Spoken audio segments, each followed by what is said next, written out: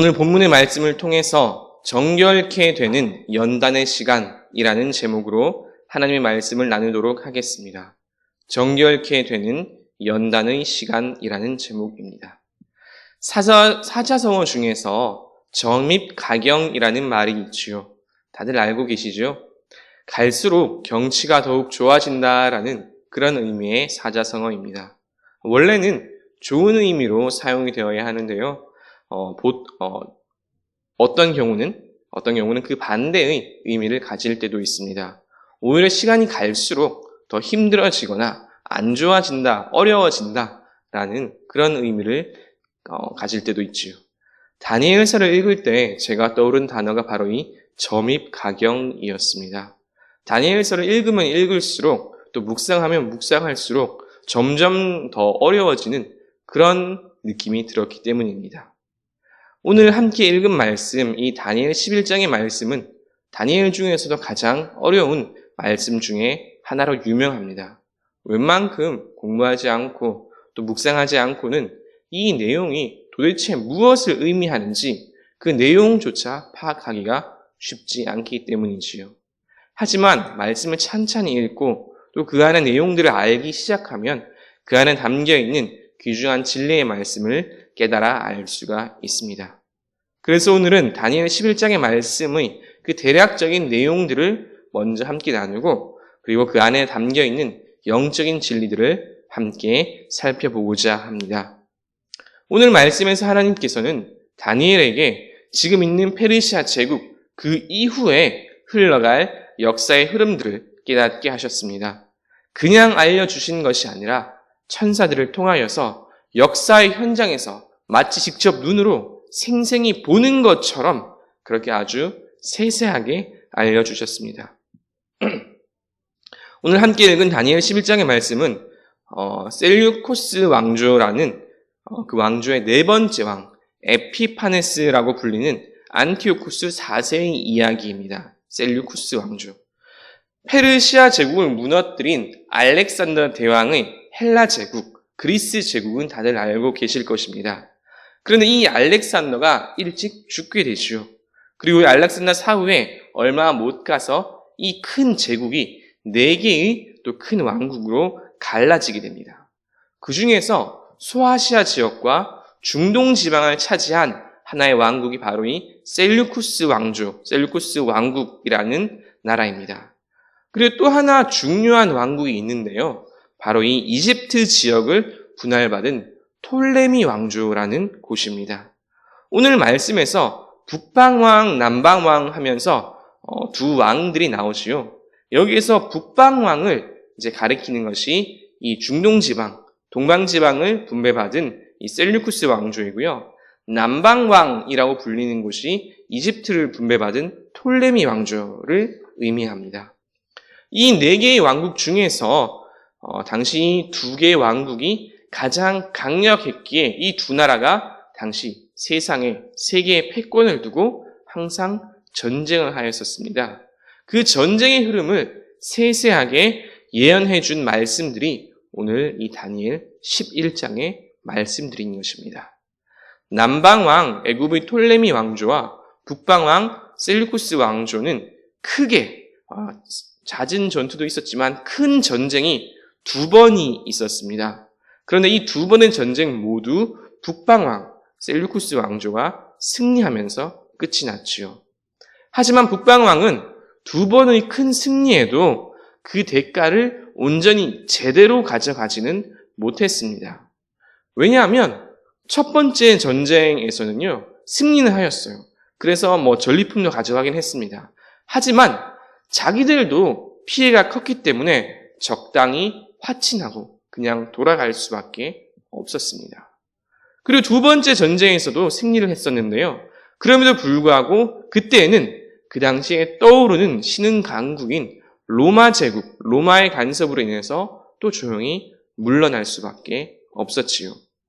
이 2번의 큰 전쟁과 그 결과에 대한 말씀이 오늘 11장 30절까지의 내용들입니다.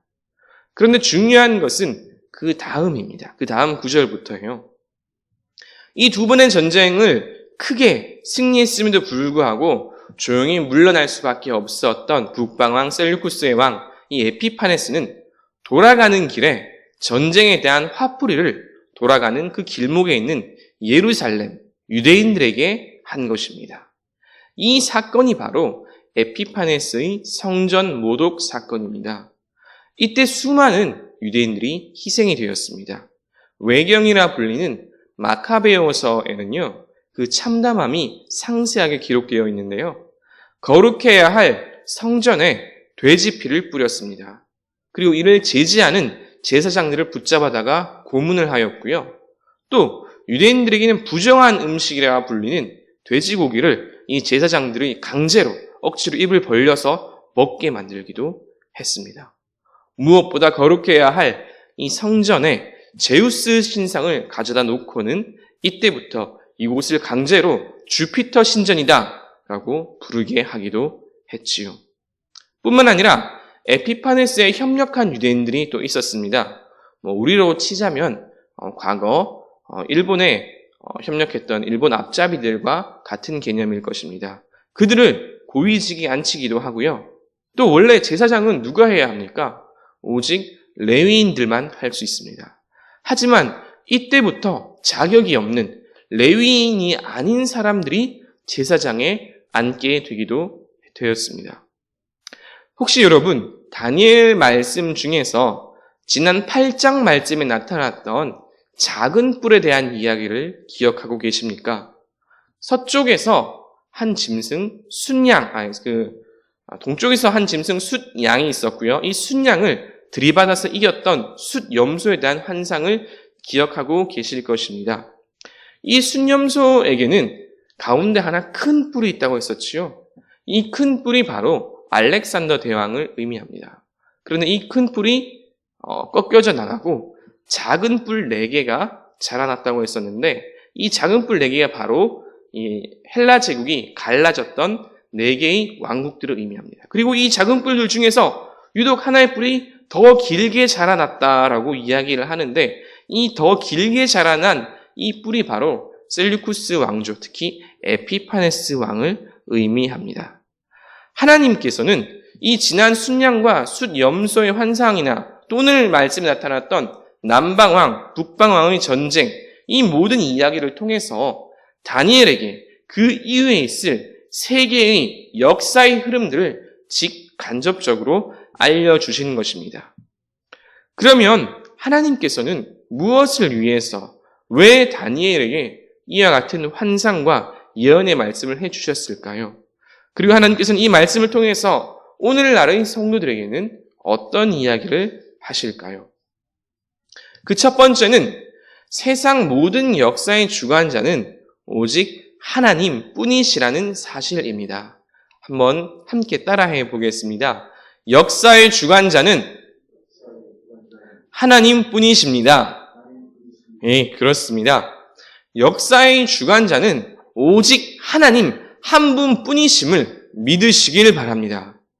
이것은 다니엘서를 관통하는 주제이자 모든 성경을 하나로 관통하는 주제입니다. 다니엘서와 성경은 계속해서 또 반복해서 말씀합니다.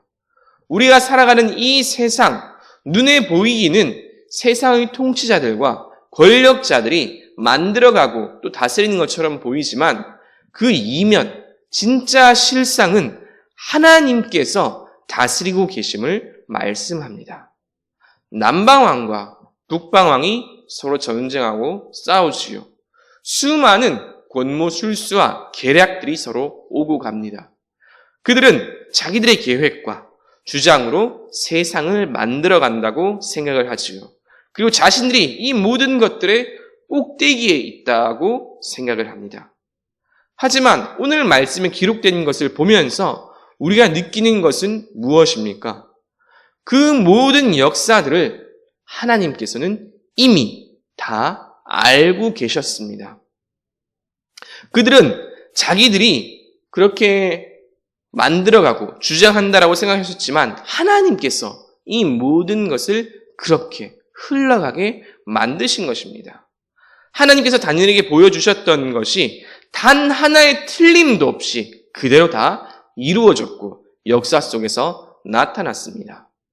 사람들은 자기들이 계획하고 이루어가는 줄 알지만 사실은 하나님께서 이미 다 아시고 이루어 가신 것입니다. 그들의 욕심도 통치도 다 자기들이 한 것으로 생각하지만 실상은 하나님께서 하나님의 더 큰 뜻을 위해서 잠깐 허용하고 용납하신 것 뿐인 것입니다. 그러면 이 모든 과정들을 통해서 하나님께서 이루시고자 하는 그 큰 뜻, 하나님의 계획은 무엇일까요? 이것이 오늘 말씀의 두 번째 주제입니다. 하나님께서 세상의 통치자들을 내버려 두시고 잠시 용납하시면서도 이루시고자 하신 것은 그 계획은 바로 예수 그리스도의 오심입니다. 예수님께서 이 땅에 오시는 것, 하나님께서 예수님을 이 땅에 보내시기 위해서 이 모든 것들을 잠깐 용납하신 것이죠. 우리가 보기에는 권력자들끼리 암투고 전쟁이며 제국의 흥망성쇠이지만 하나님께서 보시기에 이 모든 것은 예수 그리스도를 이 땅에 보내시기 위한 하나의 준비 과정이었던 것입니다. 유대인들의 입장에서는 바벨론의 정복과 페르시아에서의 생활이 참 고통스러운 시간들이었습니다. 하지만 하나님께서는 이 시간들을 통해서 그들을 더욱 정결하게 하셨지요. 하나님께서는 유대인들로 하여금 오직 하나님만이 참 신이시며 참 주인이라는 것을 깨닫게 하였고 그동안 이 시간 동안 자신들의 잘못을 회개하도록 하셨습니다. 이것이 바벨론과 페르시아에서 했던 70년간의 포로 생활의 참된 의미입니다. 그 이후에도 마찬가지입니다. 하나님께서는 알렉산더 대왕과 그 뒤에 4개의 헬라 제국들을 통해서 당시 세계의 문화와 언어를 하나로 통일시켰습니다. 나아가 로마 제국을 통해서 전 세계를 이동하면서 복음을 전할 수 있는 발판, 길과 제도를 만드신 것이지요. 세계사의 흐름들이 일견 보기에는 인간의 욕심, 권모술수, 제국의 흥망성쇠로 보일 수 있지만 그 이면에는 하나님께서 예수 그리스도의 오심과 복음 전파를 위한 그 기틀을 만들어가고 계셨던 것입니다. 하나님께서 세상 권세자들을 통해서 하나님의 계획을 이루어 가시는 것은 예나 지금이나 다름없습니다. 오늘날도 여전히 하나님께서는 사람의 생각, 또 사람의 일들을 통해서 하나님의 계획과 일들을 이루어 가십니다. 때로 우리 인생도 마찬가지입니다. 어떤 경우는 우리의 부족함, 또 우리의 연약함으로 인해서 실수하고 잘못하고 넘어지는 경우도 있습니다. 또 반대로 우리가 잘못한 것이 아니라 타인의 행동에 그 결과로 인해서 우리가 어려움에 처하거나 고통을 받는 경우도 있지요. 그러나 우리가 역사를 주관하시는 이 하나님을 신뢰하며 하나님을 믿는 믿음 안에 있다면 하나님께서는 이 모든 일들을 사용하셔서 하나님의 계획을 이루어 가시며 결국은 합력하여 선을 이루게 하심을 믿으시길 바랍니다. 자, 그런데 이렇게 하나님께서 세상의 통치자, 권세자들을 통해서 일하는 도중에 반드시 생기는 일, 꼭 있는 과정이 하나가 있습니다. 무엇일까요? 이것이 오늘 말씀의 세 번째 주제인데요. 그것은 바로 하나님께서 택하신 자들이 당하는 고난들입니다. 참 아이러니하게도 이상하게도요. 성경에 나오는 수많은 인물들이 특별히 하나님의 편에 서 있는 사람들이 하나님의 계획을 믿고 따라갔음에도 고통과 고난을 당하는 그런 장면들이 성경에는 참으로 많이 나와 있습니다. 이상하지 않습니까, 여러분? 아니, 하나님의 편에 서서 하나님의 계획을 따라서 순종하면서 따라갔는데 왜 고난과 고통을 당해야 하며 그런 것들이 우리 인생에 그들의 삶 가운데 따라오는 것일까요? 아브라함은 하나님의 말씀만을 믿고 의지해서 본토 친척 아버지의 집을 떠나서 왔지만 그가 가나안 땅에서 경험한 것은 참으로 여러 가지 고난들과 어려움들이었습니다. 무엇보다 25년 동안 아들을 주시겠다라는 이 보이지 않는 약속을 기다려야만 했지요. 모세도 마찬가지였습니다. 처음에 하나님께서 모세를 부르실 때에는 하나님의 권능을 보여주시고 하나님의 지팡이도 보여주셨지요. 하지만 정작 출애굽한 뒤에 모세가 당한 것은 무엇입니까? 하루라도 백성들의 원망이 그치는 날이 없었습니다. 다윗도 그렇습니다. 소년의 시절에 사무엘에게 기름 부음을 받았습니다. 기름 부음을 받았다는 것이 무슨 의미입니까? 하나님께 특별히 선택되었다라는 그런 의미입니다. 그러면 어때야 합니까? 그 앞으로의 미래가 창창해야겠지요. 하지만 다윗이 젊은 시절에 경험하였던 것은 늘상 사울에게 쫓기던 그런 삶이었습니다.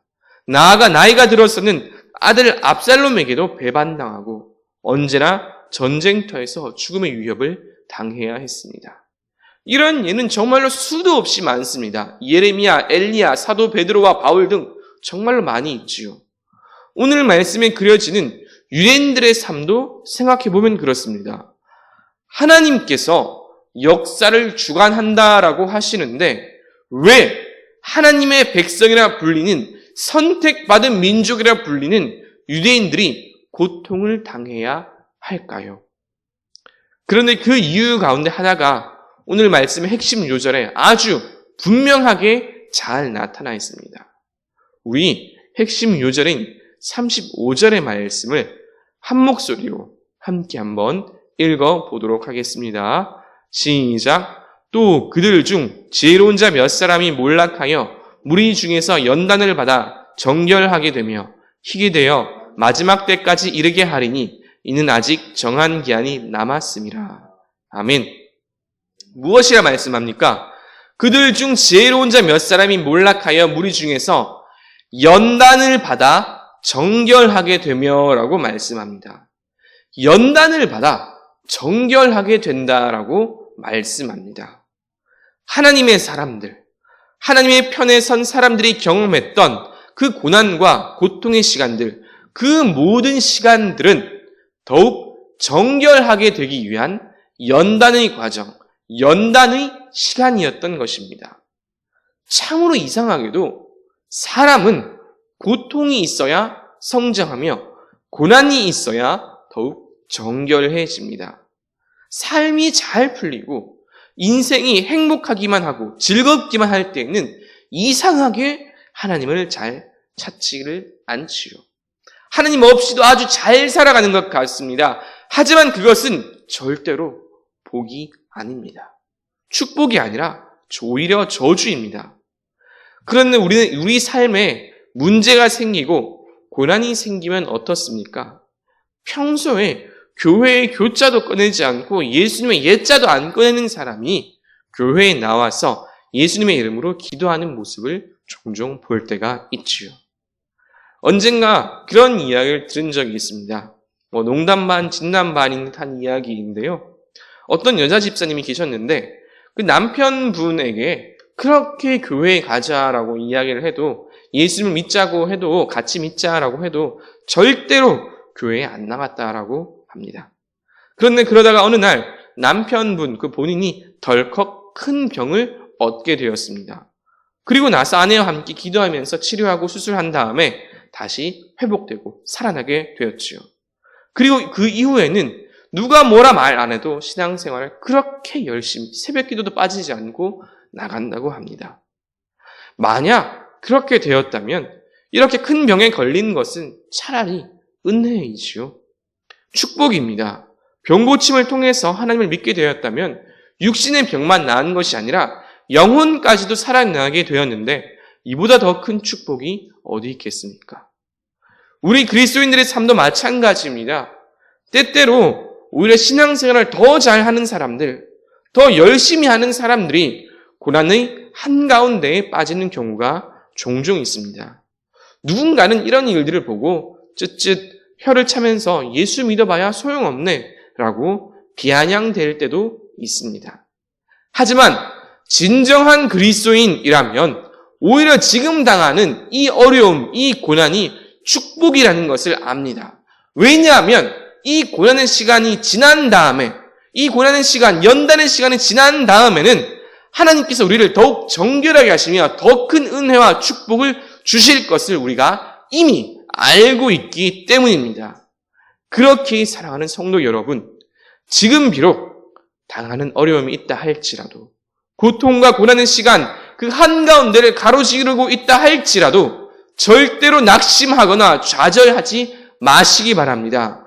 하나님 안에 있는 우리가 겪고 있는 이 모든 시간들, 이것들은 우리가 더욱 정결케 되는 시간이며 우리의 더욱더 큰 축복과 은혜를 가져다 주는 하나님의 연단의 시간임을 굳게 믿으시길 바랍니다. 이제 말씀을 정리합니다. 오늘 말씀은 하나님께서 다니엘에게 보여주셨던 세계의 역사와 제국들의 흥망성쇠에 대한 환상입니다. 이 환상들을 통해서 하나님께서 우리에게 말씀하시는 한 가지는 이 모든 역사가 하나님의 손 안에 있으며 하나님의 계획 안에 있음을 깨닫게 하는 것입니다. 사람들은 자기들이 계획하고 자기들이 통치하고 자기들이 주관한다라고 생각하지만 이것은 잘못된 생각입니다. 하나님께서 이 모든 것들을 이미 다 아시고 세상의 그 권세자들까지도 사용하셔서 하나님의 역사를 이루어 가심을 믿으시길 바랍니다. 하나님께서 이처럼 세계와 제국의 통치자들 그리고 우리의 인생을 통해서 만들어 가시려는 역사는 무엇입니까? 그것은 결국 인류를 구원하시는 하나님의 가장 큰 그림, 예수 그리스도의 오심과 복음 전파의 길입니다. 바벨론과 페르시아, 헬라 제국과 로마 제국, 이 모든 것들이 하나님의 손 안에 있었으며 각각의 나라들은 하나님의 계획 안에서 자기들의 역할들을 이루어 간 것입니다. 그리고 마침내 인류의 구원자이신 예수 그리스도께서 이 땅에 오셨고 우리를 구원하셨으며 그 복음이 만방에 전파된 것입니다. 그리고 오늘날도 하나님께서는 우리를 사용하셔서 이 복음 전파에 사용하고 있는 것입니다. 그런데 이와 같이 하나님의 역사 속에서 꼭 나타나는 한 가지 현상이 있습니다. 그것은 바로 의인의 고난, 하나님께 선택받은 사람들의 고난입니다. 왜 하나님께서는 선택받은 사람들을 고난당하게 하시는 걸까요? 그것은 하나님께서 역사를 이루어 가시는 동시에 이 일들을 통해서 하나님의 사람들을 더욱 정결케 연단하시기 위함입니다. 그리고 마침내 하나님의 사람들에게 더욱더 큰 은혜와 복을 주시기 위함입니다.